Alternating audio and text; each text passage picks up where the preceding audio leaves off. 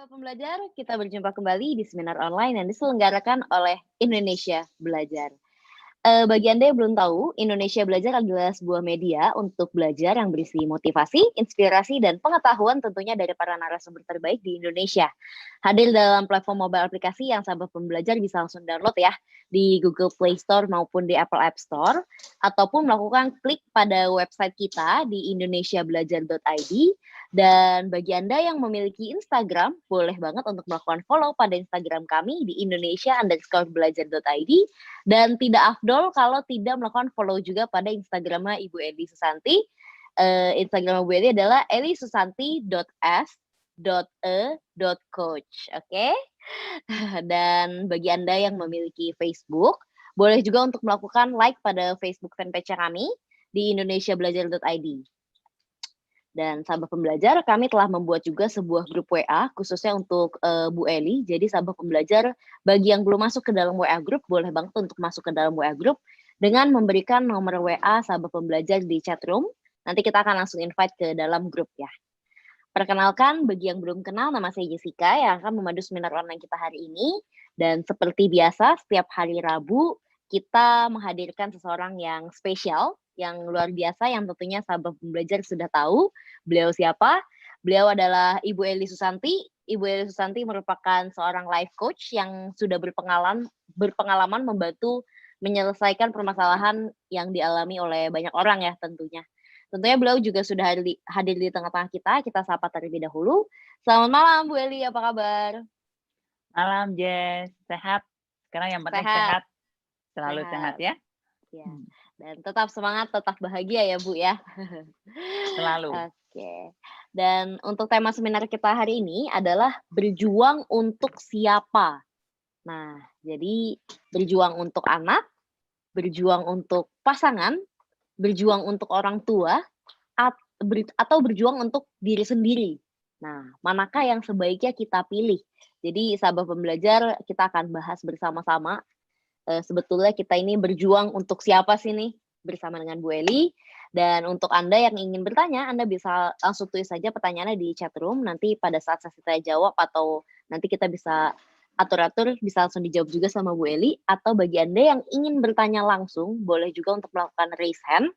Nanti boleh open mic-nya dan langsung berbicara dengan Bu Eli. Oke, tanpa berlama-lama lagi, Bu Eli, bagaimana nih Bu penjelasan mengenai berjuang untuk siapa? Silakan Bu Eli. Ada yang berjuang untuk Jessica nggak? Waduh, saya sendiri Bu. Bagus ya. Iya, Oke, iya. malam semuanya yang sudah biasa hadir. Terima kasih untuk datang lagi ya.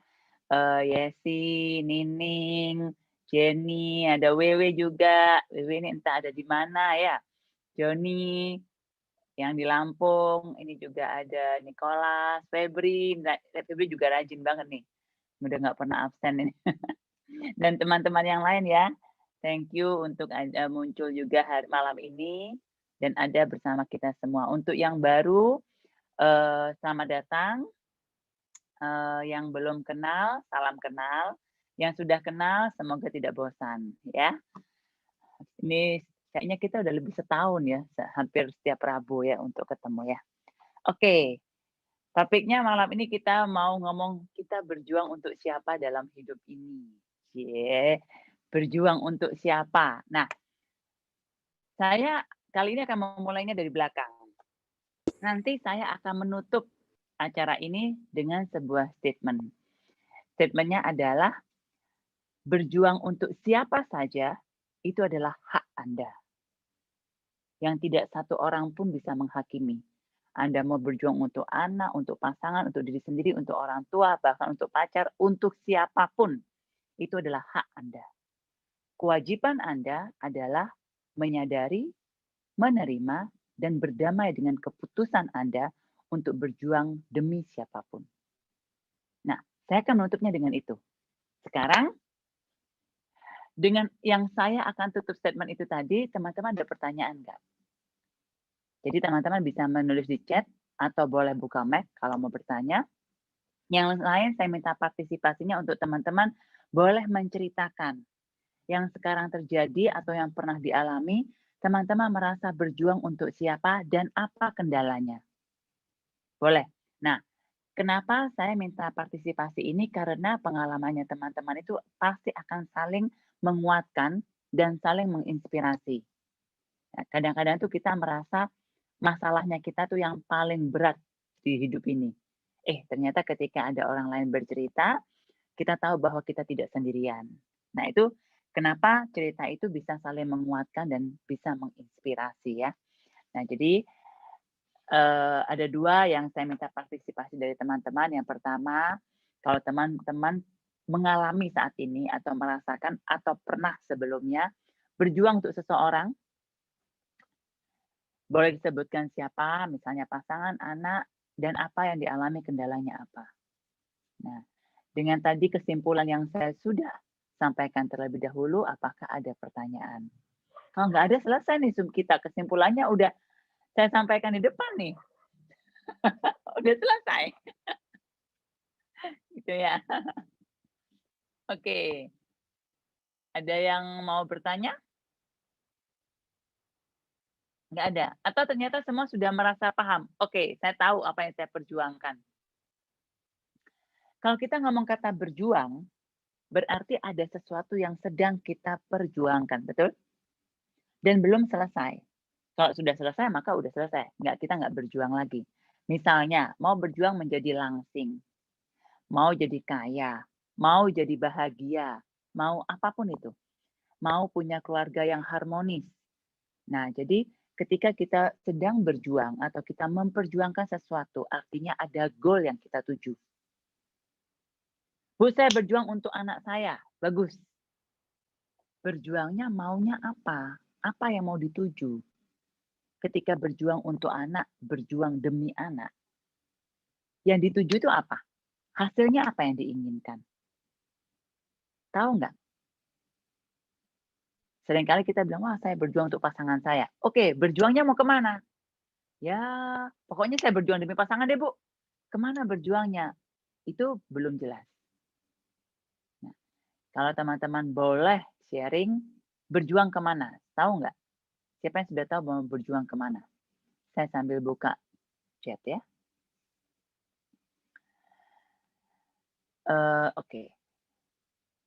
Sedang memperjuangkan sesuatu tapi takut salah tujuan. Takut salah tujuan. Yang diperjuangkan berarti tujuannya atau caranya? Yang diperjuangkan apa? Tujuannya atau caranya? Ini dari teman yang lain. Yang diperjuangkan tujuannya. Mm-hmm. Caranya cara memperjuangkannya suka moody. Jadi begitu kena ada sesuatu langsung berubah gitu. Oke, tapi tujuannya sudah tahu ya? Tujuannya tahu. Ketika memperjuangkan karena moody, jadi ada muncul rasa ragu-ragu. Bener nggak nih? Bener nggak nih? Gitu ya? Betul. Kurang lebih begitu ya. Jadi maksudnya kok jadi takut salah? Layak diperjuangkan apa enggak gitu. Layak diperjuangkan apa enggak? Itu ya kendalanya. Tapi udah tahu nih mau kemana. Cuma ragu-ragu. Oke, thank you Jenny. Kalau ini satu lagi dari Joni, berjuang untuk diri sendiri pastinya. Berjuang untuk orang lain pun juga untuk kebahagiaan diri sendiri, ketenangan diri sendiri. Berarti yang diperjuangkan adalah ketenangan diri sendiri. Ya, thank you Joni. Dari Yuni, kadang capek atau tidak diapresiasi apa yang sudah kita perjuangkan. Ya, itu salah satu kendala yang kita hadapin ya. Seperti tadi Jenny, ada muncul ragu-ragu. Layak enggak nih? Itu. Kemudian ada dari Julius, berjuang antara untuk hidup bisa dengan orang tua dan pacar yang di 2 kota berbeda. Pengennya bareng satu kota. Oke, ini masalah negosiasi ya, dan masalah kompromi. Dari Yesi dulu, berjuang untuk pasangan. Ternyata melelahkan, tidak ada habisnya. Dibantu terus-menerus kok tetap aja, diulang-ulang terus. Berjuang untuk orang lain, termasuk salah satu pasangannya, ternyata bisa buat capek. Dan nggak ada selesainya. Dari Felicia, dulu pernah berjuang untuk sekedar pembuktian atau menyenangkan orang lain. Kemudian ada titik lelah. Akhirnya capek sendiri dan stop. Ketika stop menjadi lebih tenang. Thank you sharingnya. ada dari Nicholas saat ini sedang berjuang untuk menikah dengan pasangan. Di saat yang bersamaan berjuang menopang ekonomi membantu keluarga. Kadang merasa bimbang mana yang harus menjadi prioritas. Oke. Merasa familiar teman-teman dengan apa yang sebagian teman-teman kita ketik? Iya, ini mirip aku juga, ini mirip aku juga. Jadi ternyata kita tidak sendirian. Nah, sekarang saya mau bahas satu persatu dulu. Yang pertama tujuan. Ketika kita sedang memperjuangkan sesuatu, pasti ada tujuan. Ketika tujuannya kita tidak yakin, ketika tujuannya kita tidak jelas, atau bahkan kita tidak tahu tujuannya untuk apa, untuk siapa, nah itu akan lebih mudah kita menjadi ragu-ragu atau akan lebih mudah kita menjadi capek. Atau lebih mudah kita kehabisan energi. Atau lebih mudah kita kehilangan arah. Atau lebih mudah kita ganti-ganti tujuannya. Sebentar tujuan A, tujuan B, tujuan C. Gitu ya. Sebentar yang penting sehat, sebentar yang penting langsing, sebentar yang penting gitu. Bingung ya. Nah, jadi, atau yang gini, sebentar bertahan, sebentar mau pisah. Sebentar mau tahan, sebentar mau lepas. Sebentar mau, ya itu kan jadi, karena sebenarnya kita nggak yakin apa ya tujuannya yang mau kita tuju, apakah benar, layak diperjuangkan, atau untuk siapa kita memperjuangkan tujuan itu.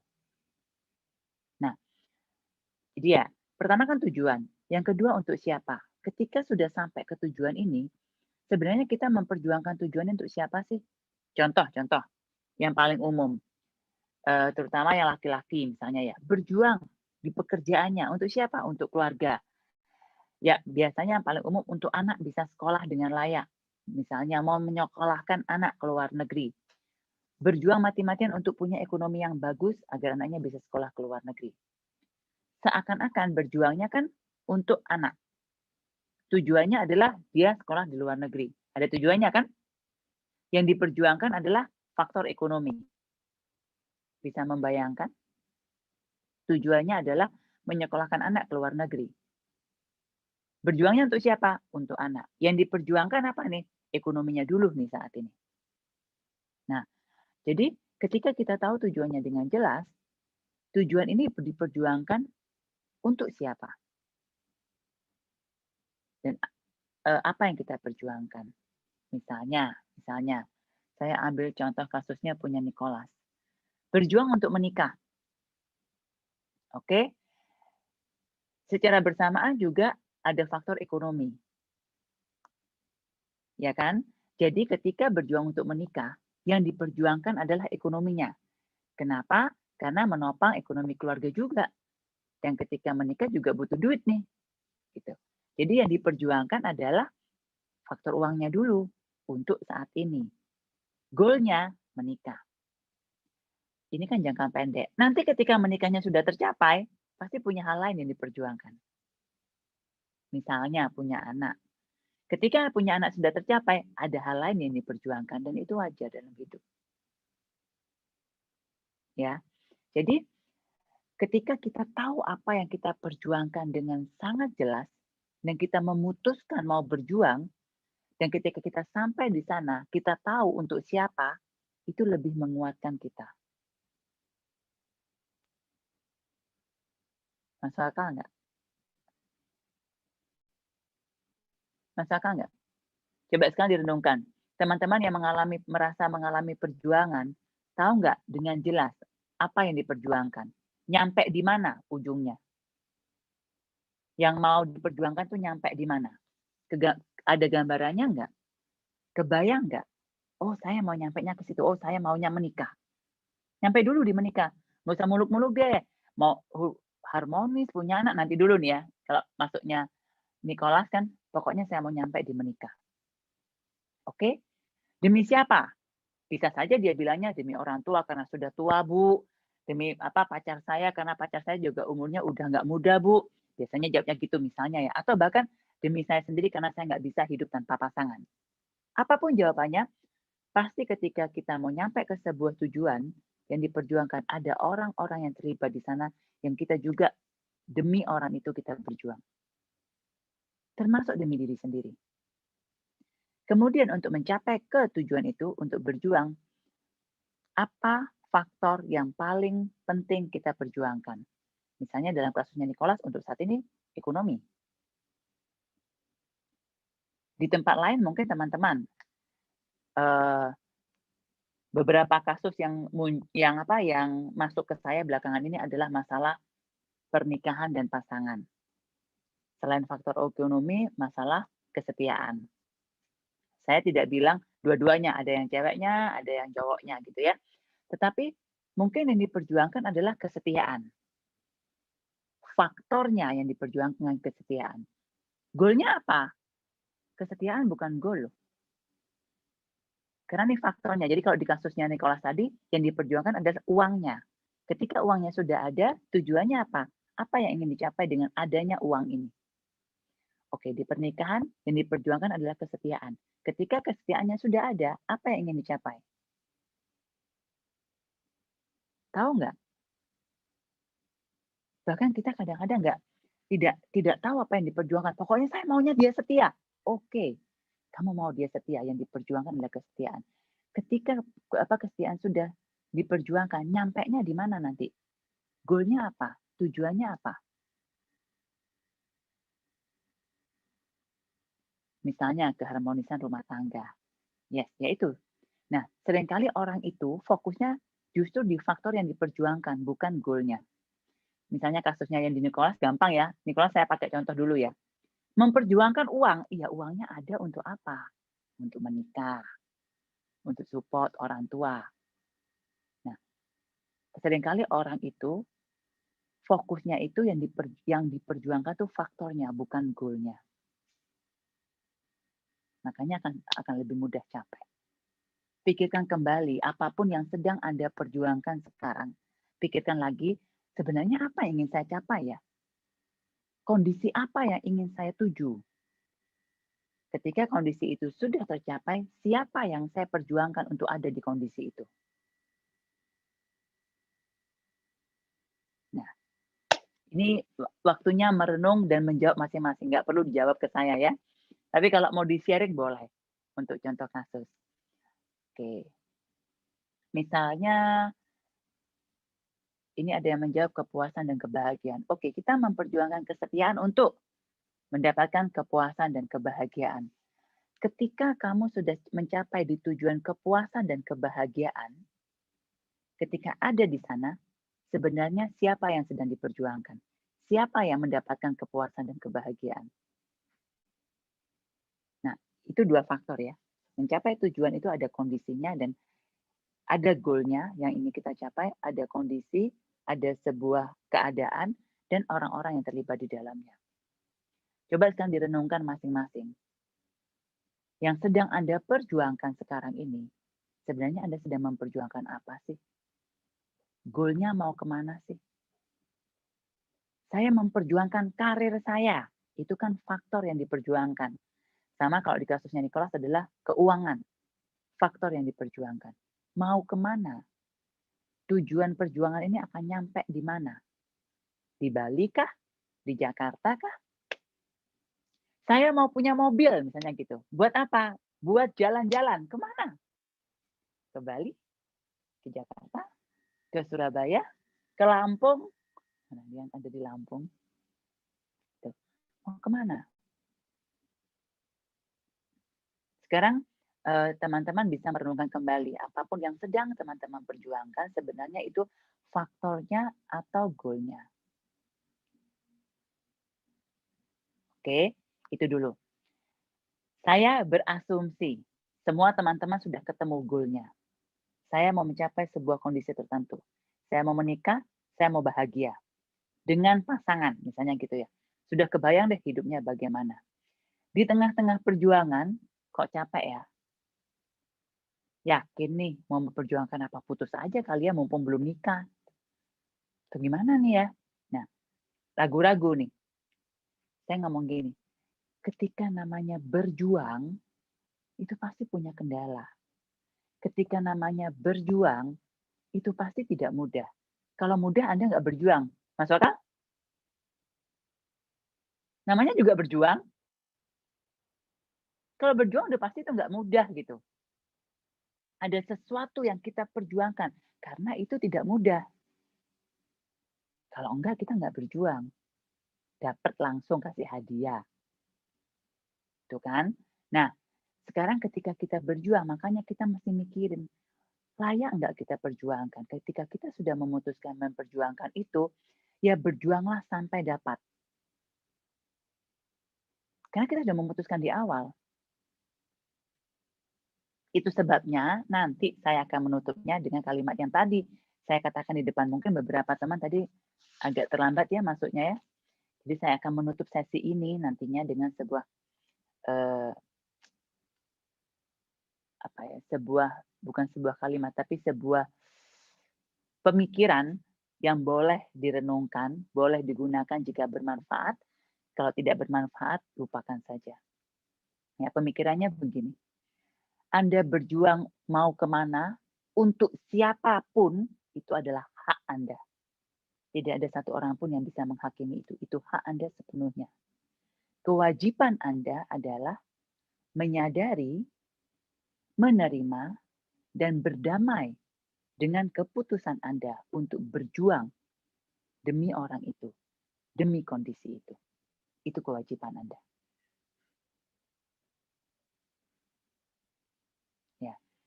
Jadi artinya sebenarnya ketika kita mau berjuang itu diputuskan di depan. Karena berjuang itu tidak mudah. Kalau mudah kita nggak perlu perjuangan. Ya. Oke. Berjuang untuk diri sendiri. Apa yang kita berjuangkan untuk diri sendiri? Tahu nggak? Berjuang untuk orang tua. Apa yang kita perjuangkan untuk orang tua? Berjuang untuk anak. Apa yang kita perjuangkan untuk anak-anak? Kita mau anak-anak itu punya apa? Kita mau anak-anak itu nyampe di mana? Berjuang untuk orang tua. Kita mau orang tua kita tuh punya kondisi seperti apa? Kita mau membawa orang tua kita kemana? Berjuang untuk diri sendiri. Kita mau membawa diri kita kemana? Di kondisi seperti apa? Mau mencapai apa? Oke. Ya.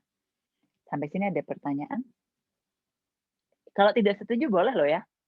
Saya sangat suka dengan orang yang tidak setuju. Jadi kita bisa diskusi.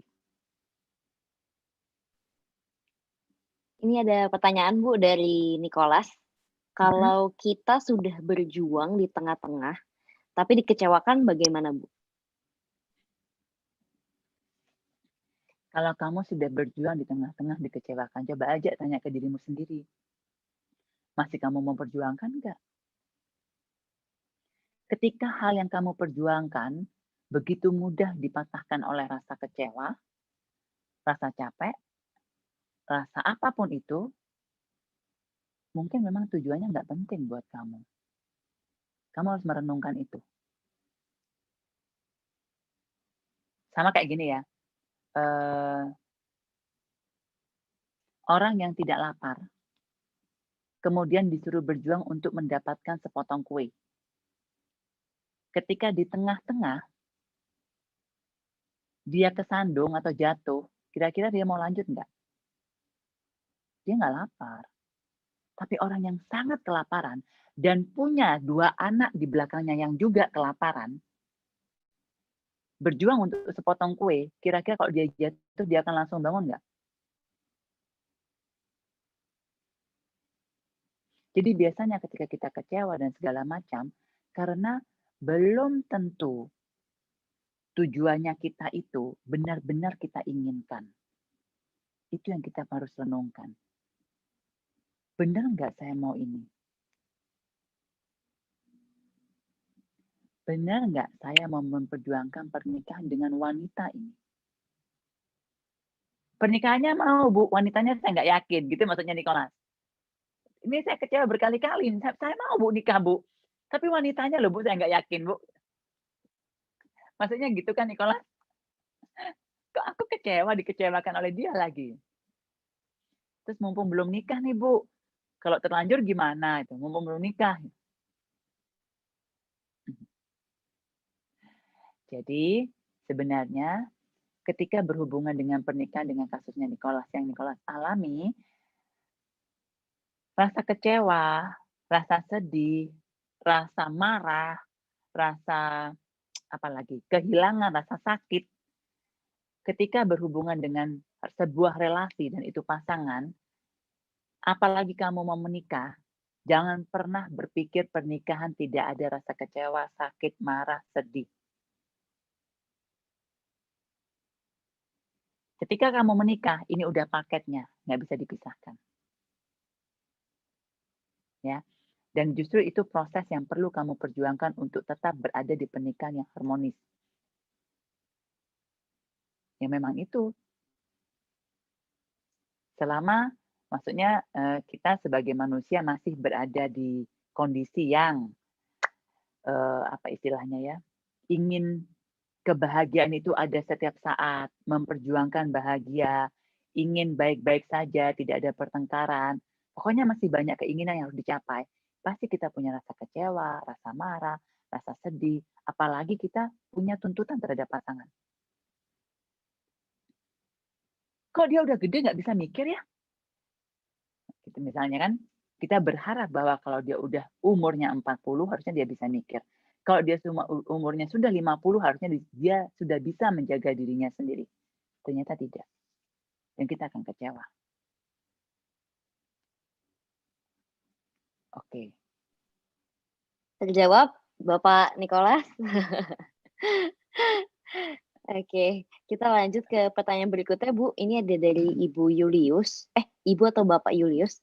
Kalau tujuannya sudah jelas, tapi udah mulai muncul rasa lelah berjuang, apa salah, Bu? Bukan berarti menyerah ya, tapi lelah. Nggak salah. Nggak salah, Pak. Kalau lelah, istirahat aja. Tapi kalau memang itulah diperjuangkan, jadi bangkit lagi. Rasa lelah itu rasa yang wajar. Itu sebabnya sebagai manusia kita juga butuh istirahat. Dalam satu hari kita pasti butuh tidur. Ya kan? Sama. Ketika kita memperjuangkan sesuatu, kita pasti butuh istirahat. Nah, tiap orang masalahnya beda-beda, istirahatnya juga beda-beda. Gitu. Jadi kalau misalnya lelah apakah itu wajar? Sangat wajar. Misalnya ya, memperjuangkan anak. Punya 5 anak. Sayangnya, wah pokoknya sayanglah semua hidupnya demi anak.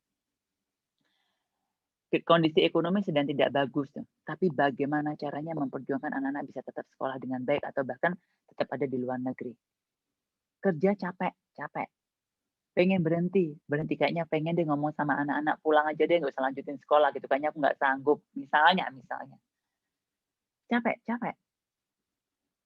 istirahat aja tapi jangan menyerah istirahat itu macam-macam ya bisa berdiskusi dengan anaknya mencari solusi bersama atau apapun tapi tujuannya tetap dipegang caranya yang mungkin perlu disesuaikan atau kalau memang diperlukan istirahat memperjuangkan kesetiaan pasangan udah berkali-kali. Ini mungkin perselingkuhan ke-15 kali gitu ya. Berkali-kali udah kayaknya capek banget, pengen menyerah. Tapi nggak mau nyerah, cuma merasa capek. Istirahat. Berhenti dulu berjuang. Urus diri sendiri dulu. Nanti berjuang lagi. Kalau memang itu dari awal, kita merasa layak diperjuangkan. Ya. Oke, semoga membantu ya, Julius ya. Semoga terjawab Bapak atau Ibu Julius ya. Kita lanjut lagi, Bu, ke pertanyaan Ibu atau Bapak Uday. Bu, kalau misalnya kita memperjuangkan agar pasangan kembali ke kita, tapi pasangan tidak mau, apa tetap harus diperjuangkan atau istirahat dulu ya? Saya tidak bisa menjawab detail pertanyaannya. Siapa nih Bapak Uday? Iya, Siapa? betul. Ya. Uday. Karena ya, saya tidak Bapak. tahu kasusnya, tapi saya akan menceritakan sebuah kasus nyata. Ya, kasus nyata. Ini klien saya. Saya tidak akan sebutkan namanya, tapi saya yakin orangnya tidak keberatan untuk diceritakan. Jadi misalnya gini, pasangannya meminta perpisahan. Dia tidak mau. Oke, dan dia masih mau berjuang untuk keluarganya agar anak-anaknya punya orang tua yang utuh. Dan dia masih mau berjuang agar suaminya kembali kepada dirinya. Tapi suaminya sudah masukin surat ke pengadilan. Oke, kita mau pisah. Tuh. Nah, berjuang, capeknya setengah mati. Secara emosional, dia di pengadilan sendirian, dia akan nangis, dia akan segala macam dihadapin. Ketika dia capek, dia mencari teman-teman atau lingkungan atau apapun tempat di mana dia bisa punya energi lagi. Apakah berdoa atau apa aja yang bisa dia lakukan. Usahanya tetap dilakukan, datang ke pengadilan, datang. Dihadapin. Mau cerai? Enggak. Pengadilan tanya? Enggak. Dia tetap memperjuangkan itu. Capeknya capek, hasilnya dia lepaskan. Berjuang, tetap berjuang. Ya, jadi kalau misalnya pertanyaan, kalau misalnya kita pasangan mau pisah, kita tidak mau, perjuangkan bagian yang bisa kita perjuangkan. Bagian kita yang bisa kita perjuangkan. Kita nggak bisa nuntut dia, kamu begini dong, dia yang berubah dong, apa segala macam. Perjuangkan bagian yang bisa kita perjuangkan. Bagiannya orang lain jangan kita perjuangkan. Biarkan dia yang berjuang. Tapi bagian kita yang bisa kita perjuangkan, kita lakukan. Karena ini kurang detail, saya nggak bisa menjawab. Jadi saya menjawabnya dengan sebuah contoh ya. Nanti kalau mau lebih detail, silahkan diketik lagi. Thank you. Bu Eli, untuk masalah berjuang ini, apakah lebih baik kita atur dengan misalnya waktu atau sebuah tujuan tertentu, Bu? Jadi kita tahu batasan sampai kapan kita berjuang. Yes, itu juga haknya kita. Makanya kan saya tadi bilang, kita berjuang untuk siapa, untuk apa, itu adalah haknya kita sepenuhnya. Tidak ada satu orang pun yang bisa menghakimi. Itu hak kita. Saya mau berjuang untuk ini. Saya mau untuk si A, untuk anak saya, untuk pasangan saya. Terus orang lain bilang, kamu nggak boleh loh berjuang untuk anakmu. Kamu harus berjuang untuk dirimu sendiri gitu. Enggak. Enggak ada yang bisa bilang gitu. Ketika saya bilang, saya mau berjuang untuk anak saya, itu hak Anda. Saya mau berjuang sampai mati, itu juga hak Anda. Saya mau berjuang 1 tahun, itu juga hak Anda. Kewajiban Anda adalah menyadarinya bahwa itu keputusan Anda, menerimanya, dan berdamai dengan konsekuensi apapun yang muncul. Itu kewajiban Anda.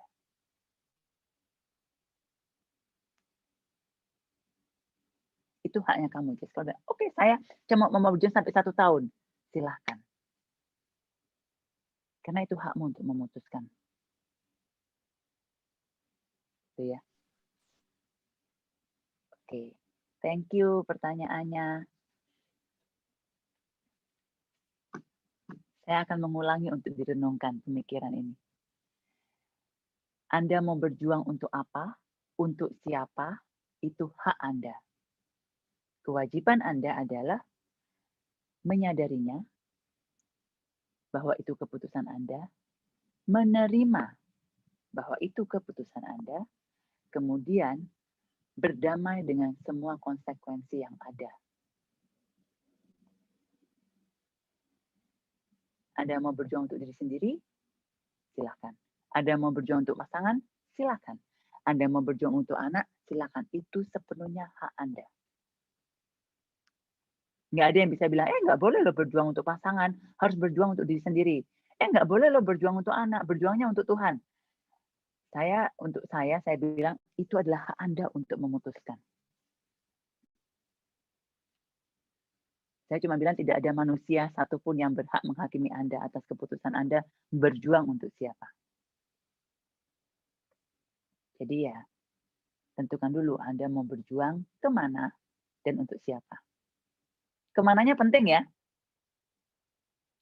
Saya mau berjuang untuk Jessica. Biar apa? Jessica-nya biar apa? Nggak tahu. Pokoknya untuk Jessica aja. Ya. Kemananya itu penting. Misalnya saya mau berjuang untuk Jessica agar Jessica bisa ikut saya ke Bali, misalnya gitu. Itu kan jelas. Itu saya mau berjuang untuk itu. Jadi ada yang kita perjuangkan itu jelas tujuannya. Ada beberapa teman-teman saya yang bilang, saya akan berjuang untuk anak saya, agar anak saya kembali kepada agama tertentu misalnya. Itu juga haknya dia. haknya dia sepenuhnya untuk mau melakukan itu. Ya. Oke. Ada permintaan kasih tips-tips cara berjuang dong Bu. Ya, ini yang mau dibahas selanjutnya. Ya. Jadi karena kewajiban kita adalah menyadari, menerima dan berdamai dengan semua konsekuensi. Jadi gini, kalau kita sudah menyadari bahwa ini keputusan saya mau berjuang, itu akan lebih mempermudah. Bukan pasti mudah, nggak akan mudah. Sekali lagi, yang namanya berjuang, sudah pasti itu ada usaha. Kalau mudah, Anda bukan berjuang namanya, gitu ya. Nah, jadi ketika Anda sudah memutuskan berjuang, Anda menyadari bahwa itu keputusan Anda. Yang artinya, peran terbesar adalah di tangan Anda. Kewajiban terbesar untuk mewujudkan adalah di tangan Anda. Sekarang, ketika kita menerima, maka kita bisa, ketika kita menerima, maka disitulah masa-masa di mana kita mulai mencari cara. Karena kita menerima bahwa itu tanggung jawabnya kita. Bahwa kita menerima bahwa itu adalah keputusannya kita.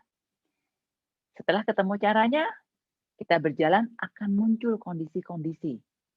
Kayak tadi, ada yang kecewa, ada yang ragu-ragu, ada yang mulai mempertanyakan, ada yang misalnya macam-macam ya hambatannya ya, capek ya. Itu adalah konsekuensi yang perlu kita berdamai dengan konsekuensinya.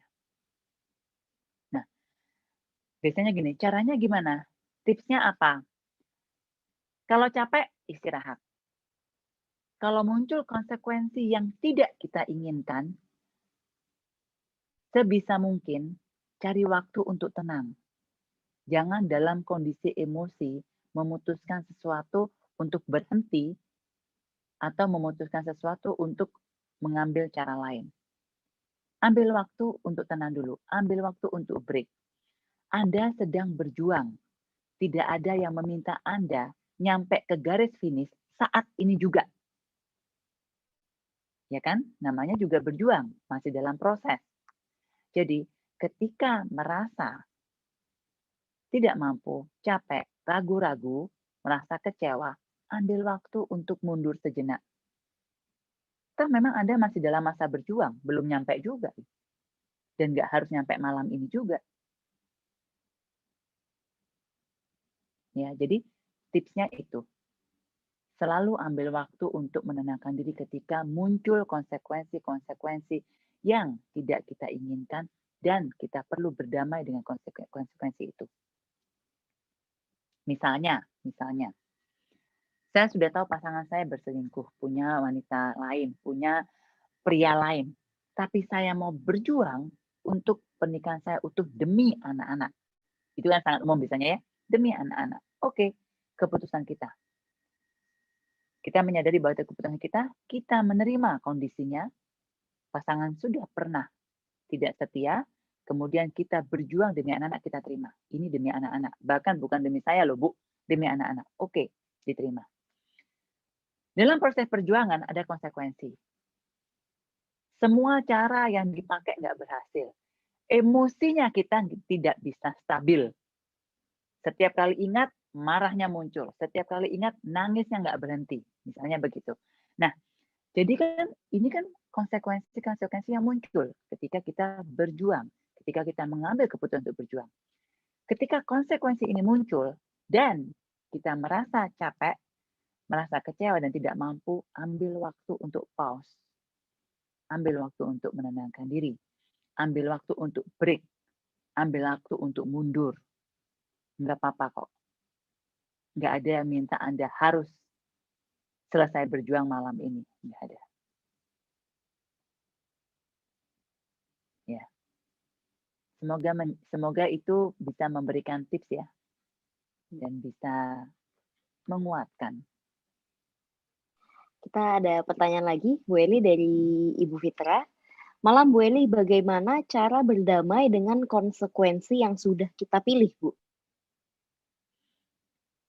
Berdamai dengan konsekuensi yang kita pilih artinya kita yang pertama itu tadi, tahu bahwa ada konsekuensi. Nggak enak kan? Kerja mau dapat duit banyak. Dapat duit banyak, bosnya jahat misalnya. Ya kan? Satunya pilihannya bosnya baik, tapi bayarannya kecil. Itu kan salah satu konsekuensi. Ketika kita memilih, sementara ini saya pilih deh yang bosnya baik tapi gajinya kecil. Jangan komplain kalau misalnya kita nggak bisa membeli barang-barang kemewahan yang kita inginkan. Karena itu kan bentuk konsekuensi. Bagaimana caranya berdamai? Sebenarnya berdamai itu jauh lebih mudah ketika kita menyadari bahwa itu keputusan kita dan kita menerima itu tanggung jawabnya kita. Berdamai akan lebih mudah. Tadi yang sudah saya katakan, caranya berdamai kalau muncul kondisi yang tidak nyaman dan tidak bisa kita handle, pause, break, ambil waktu untuk mundur sebentar. Cara yang kedua adalah Anda sangat beruntung kalau Anda punya komunitas, saya bilangnya punya safety net. Teman-teman, saudara, atau bahkan siapa saja orang yang bisa dijadikan tempat untuk cukup netral di mana Anda ketika Anda tidak tahu seperti apa, Anda bisa cari orang ini dan Anda bisa tenang. Anda bisa berpikir jauh lebih terbuka. Atau tidak harus orang, bisa dengan meditasi, bisa dengan lari, bisa dengan berenang. Cari cara mana yang cocok buat Anda untuk break, untuk pause. Itu salah satu tipsnya. Ya, salah satu caranya berdamai. Semoga terjawab Ibu Fitrah. Terima kasih Bu Eli. Kita lanjut lagi ke pertanyaan dari Ibu X Lesia. Malam Bu, izin bertanya, apakah kita bisa membantu pasangan menumbuhkan daya juang bersama Bu? Bagaimana caranya? Membantu pasangan mempunyai daya juang bersama, jawabannya bisa. Karena kan yang ditanyakan apakah kita bisa membantu pasangan, jawabannya bisa. Kita bisa membantu pasangan kita, tapi kita tidak bisa menggaranti bahwa pasangan kita punya daya juang seperti yang kita harapkan. Dua hal yang berbeda ya. Membantunya kita bisa. Hasilnya karena ada dua orang. Saya membantu Jessica, bisa nggak? Bisa, saya melakukan bagian saya. Jessica perlu bantuan apa nih? Oh, dia perlu bantuan duit, dia perlu bantuan baju bagus, dia perlu bantuan ini, dia perlu bantuan ini, bantuan ini. Saya bisa bantuin semua. Dia perlu ditemani, saya bisa bantuin semua. Yang bagian saya. Tapi setelah itu apakah Jessica punya daya juang? Belum tentu. Tapi saya bisa membantu dia. Jadi kalau pertanyaannya apakah saya bisa membantu? Jawabannya bisa. Tapi apakah hasilnya pasti sesuai apa yang kita harapkan? Jawabannya belum tentu. Nah, kalau kita membantu seseorang, pastikan kita juga siap dengan konsekuensinya. Namanya juga membantu. Bisa berhasil, bisa tidak. Nah, itu tadi, kalau tadi misalnya kita mau membantu orang itu, dan kita meletakkan bantuan kita sebagai sebuah perjuangan, ada kondisi yang mau kita tuju dan kita tahu ini layak kita perjuangkan, maka ya akan terus sampai itu berhasil. Nah, sekarang itu gini, ketika kita membantu seseorang yang membuat kita capek, biasanya karena caranya tidak efektif.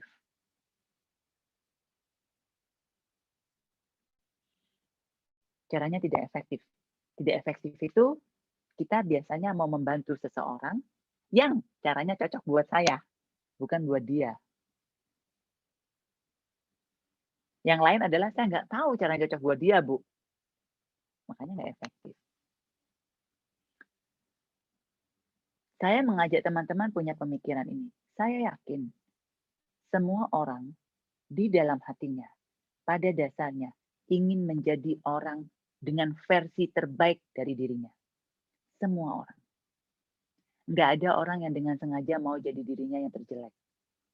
Nggak ada orang dengan sengaja mau jadi dirinya yang maksudnya tidak berguna dan segala macamnya. Tidak ada.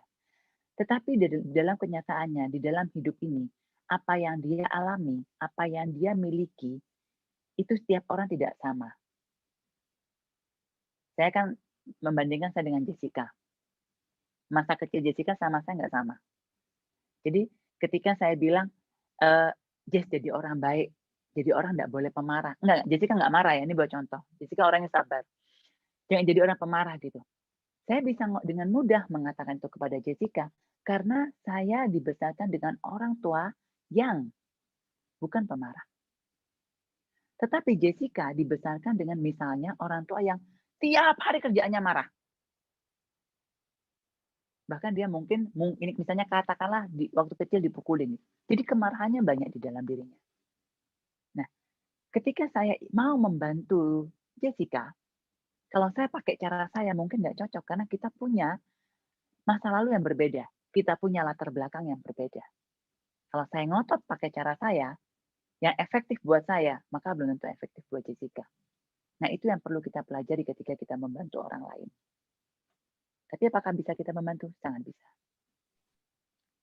Semoga Terima kasih Bu menjawab ya. Eli. Semoga terjawab Ibu Eksklesia. Kita lanjut lagi Bu Eli ke Bu Nining.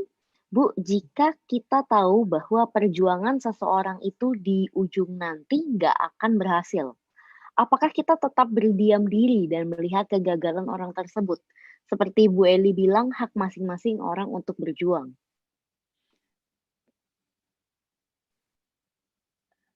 Jadi yang berjuang orang lain ya, kita melihat gitu ya. Oke, jawaban saya adalah yes, itu haknya dia. Tapi kalau kita sudah tahu itu ya maksudnya tidak berhasil, kita berusaha membantu untuk mempertanyakan. Kamu yakin? Kamu butuh bantuan apa? Seandainya ini gagal, tidak berhasil, kamu tetap akan memperjuangkan nggak? Ya, saya tetap mau gagal. Kalau saya nggak tahu kasusnya ya Bu ya. Tapi ketika orang sangat yakin dengan apa yang ingin dia perjuangkan, mungkin orang itu memang perlu melihat dengan mata kepala sendiri gitu. Satu. Yang kedua, dari mana ibu sangat yakin bahwa ini pasti gagal?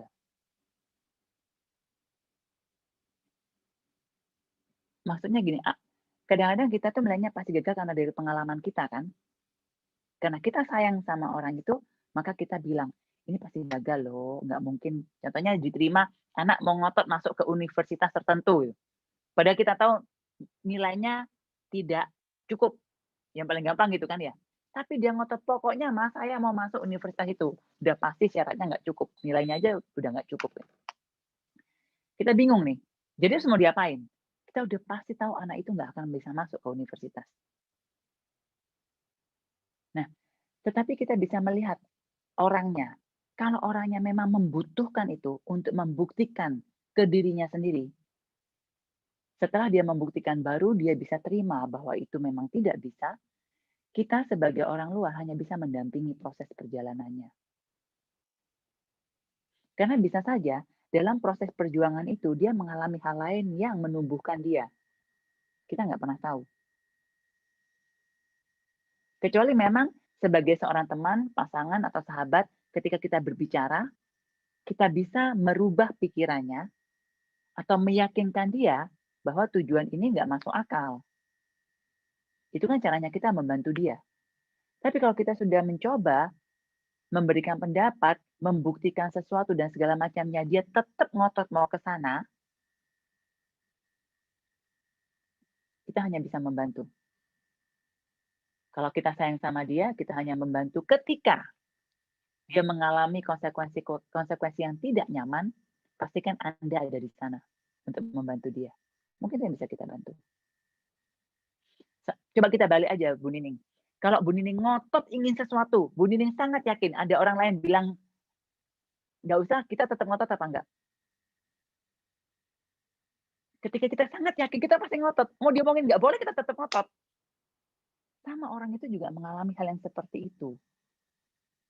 Kalau kita memang sayang sama orang itu atau peduli, ya sudah kalau dia ngotot, tapi pastikan kita ada ketika dia mengalami konsekuensi-konsekuensi yang perlu dia hadapi dan itu tidak nyaman. Mungkin itu yang bisa kita lakukan. Ketika kita sudah berjuang, tapi dia tetap ngotot. Berjuang untuk meyakinkan dia ya. Semoga membantu. Semoga terjawab Ibu. Kita lanjut lagi. Ini ada Ibu Mari yang ingin langsung bertanya dengan Bu Eli. Mungkin silakan Bu Mari boleh Kita open masih mic punya ya. waktu kan? Masih. Ya, makasih. Sorry, malas Halo nulis Bu aja. Mari. Baik, Iya, baik. Apa kabar, Bu? sehat ya Bu ya. Gimana Iya, Bu? eh, em, malam Bu Eli. Apa tadi? Mulainya saya lupa. Sorry. Eh, Terus terang saya sejujurnya mengakui hidup saya ini enak sekali sejujurnya buat saya enak banget gitu loh. Congratulations. Sehingga waktu sekolah kerja oke, target memang so far sih beberapa ya menurut saya lumayan gitu. Cuma terus terang saya ini udah masuk tahun keempat saya nggak ngantor. Justru bukan ngejar targetnya yang susah, tapi saya susah masang target. Saya nggak berjuang untuk siapa-siapa, terus terang saya berjuang buat saya sendiri sih, terus terang aja ya. Susah sekali itu loh, overcome myself itu PR terutama saya saat ini sekarang sih menurut saya gitu. Nggak ada yang saya perjuangkan gitu, kayak semuanya buat saya hidup saya tuh pas-pasan banget, pas butuh, pas ada tuh bener gitu loh. Saya lagi nggak punya uang terus tapi saya mesti benerin rumah karena bocor tuh ya ada aja uang tuh, tahu saya nggak tahu gitu dari mana. Itu belakangan semakin sering terjadi gitu loh. Cuma jadinya agak sedikit memudahkan gitu, tapi juga saya nggak mau terlena ya, karena segampang itu kan kadang-kadang jadi bertanya begitu. Plus saya makasih sekali ada program seperti ini, karena saya udah nggak suka curhat begitulah ya, maksudnya saya nggak merasa bukan lebih baik masuk forum seperti inilah, kita sama-sama belajar gitu ya. Karena saya juga ingat sekali, saya sebelum pandemi ini saya pernah ketemu ada 2 teman saya gitu, kita ngobrol gitu. Terus terang saya jadi tersinggung gitu dengan waktu itu saya tersinggung dengan kalimat dia gitu loh ya, bahwa ya dia bilang dia sudah ngelewatin susah-susahnya sehingga dia sudah gitu. Ya saya juga nggak mau susah seperti kamu dalam hati saya ya. Ini kan hidup saya juga gitu loh. Saya nggak mau susah seperti kamu untuk mendapat pencapaian seperti itu gitu loh. Tapi memang kalau saya ngeliat pencapaian saya saat ini, aduh, ini mesti digedein nih target buat diri sendiri nih. Nggak kemana-mana nih gitu loh. Kalau yang kecil sekejap bisa didapat, saya mesti berjuang lebih dari ini gitu. Itu yang saya lagi setengah mati. Gimana ya Bu ya? Jadi maksudnya Bu Mari adalah Bu Mari tidak tahu mau berjuang kemana, atau menetapkan targetnya yang nggak tahu. Ya, kalau berjuangnya, makanya kalau dibilang berjuang kemana nggak mau, kadang-kadang kok gampang aja gitu kepenuhin gitu loh. Apakah jadi targetnya yang kurang gede? Selama dengan target yang ada sekarang, Ibu masalah nggak? Pencapaian sih sementara nggak terlalu masalah. Nggak ada masalah. Oke. Secara pencapaian, tapi saya juga jadi nggak happy juga. Kayaknya nggak seru banget gitu loh. Jadi yang Ibu cari adalah kebahagiaan dan keseruannya. Itu ya Bu ya, bukan pencapaiannya, kebahagiaan sama serunya. Kok nggak seru banget gini, gitu ya? Kok gini-gini ya aja, gitu. Iya, kalau itu ya kalimatnya betul kayak gitu. Ya. Kalau gitu cari Bu yang seru Bu. Jangan bingung dengan pencapaiannya. Jadi yang dituju adalah bagaimana caranya bisa mendapatkan rasa seru dan nggak bosan gitu. Karena kan bukan pencapaian angka yang Ibu cari. Ya, pencapaian oke-oke aja. Ya, Ibu. Tapi pada dasarnya begini, Bu. Kalau tidak ada masalah, jangan cari-cari masalah ya, Bu. Iya, setuju. Saya juga bukan mau cari-cari masalah. Saya prefer untuk ada yang targetnya digedein kan, daripada saya bukan cari masalahnya, tapi nggak apa-apa, targetnya digedein silakan. Mau digedekan berapa itu hanya Ibu. Tapi kalaupun merasa Ibu cukup juga itu hanya Ibu. Gitu. Kalau Ibu bahagia dengan target yang sekarang, monggo. Kalau Ibu tidak bahagia mau dibesarkan, silakan dibesarkan sampai titik di mana ibu merasa bahagia dengan itu atau merasa seru.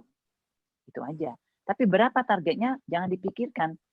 Kalau dari kalimatnya ibu tadi adalah ibu ingin rasa seru, nggak begini-begini aja. Tentukan aja targetnya. Targetnya itu nggak harus duit juga, Bu. Dalam hidup kita ada namanya duit, kondisi mental, ada juga sosial, berteman, kesehatan, macam-macam. Jadi ibu bisa ambil target di area yang berbeda dulu sementara ini. Kalau memang di area pencapaian tertentu udah nggak tahu mau ngapain, toleh ke sebelah, ke area sebelah. Kesehatan kah? Kesehatan mental kah? Kesehatan fisik? Atau bahkan kemampuan bahasa, toleh ke area sebelah. Cari hal baru. Oh, cari hal baru. Kan? Ya. Ke area sebelah, area yang berbeda Bu dulu. Area yang ini diletakkan dulu. Coba toleh ke area yang berbeda. Semoga membantu Ibu Mary. Oke, ya udah oke deh. Makasih ya. Ya. Semoga terjawab Bu Mary. Kita lanjut ke pertanyaan berikutnya. Bu Eli, ini ada dari Ibu Yuni. Saya akan bacakan. Ini pertanyaan terakhir ya, Jek? Gimana? Oke. Ya? Gimana? Gimana? Ini mungkin menjadi pertanyaan terakhir ya, Bu ya. Oke. Oke. Ini gimana cara menghargai perjuangan, Bu? Pasutri A dan B. A, sibuk kerja berjuang ekonomi keluarga agar harmonis. B, memperbanyak waktu bersama agar harmonis. Nah, goals-nya sama, tapi caranya beda. Kadang cekcok dong, Bu. Ya. Terima kasih Bu Yuni sudah menjawab. Jawaban singkatnya ketemu saya ya. Silakan. Pak Sutrinya suruh ketemu saya. Enggak, Yuni, ini berarti kan cara komunikasinya berbeda. Kalau goalnya sudah sama, itu akan jauh lebih mudah daripada goalnya berbeda. Itu dulu. Nah, permasalahannya cuma masalah komunikasi. Kalau ini masalahnya komunikasi, salah satu yang bisa saya kasih tips adalah belajar tentang perbedaan cara komunikasi. Bisa pakai DISC. Belajar cara perbedaan komunikasi dan kebutuhan untuk dicintai. Bisa pakai bahasa kasih tangki cinta. Nah, setelah itu komunikasi dari sana dulu. Itu tips dari saya yang bisa saya berikan secara singkat. Tetapi pada dasarnya ketika faktor yang diperjuangkan berbeda, tujuannya sama. Tujuannya adalah keluarga harmonis. Coba cek apa harmonisnya. Jangan-jangan bagi A harmonis adalah semua anaknya bisa cukup secara ekonomi. Itu harmonis bagi dia. Ya, tidak ada pertengkaran soal ekonomi. Makanya yang diperjuangkan adalah ekonomi. Kemudian harmonis bagi B adalah nggak ada duit, nggak apa-apa, yang penting kumpul.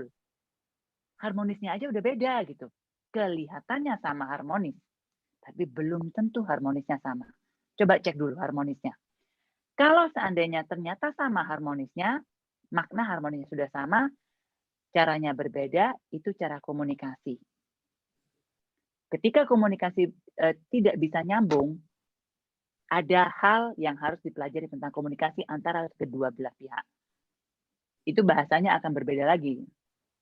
Ya, masalah kepribadian, masalah kebutuhan, masalah ego, masalah emosi, masalah pengalaman, masalah lalu trauma, itu akan sangat mempengaruhi komunikasi di pasangan.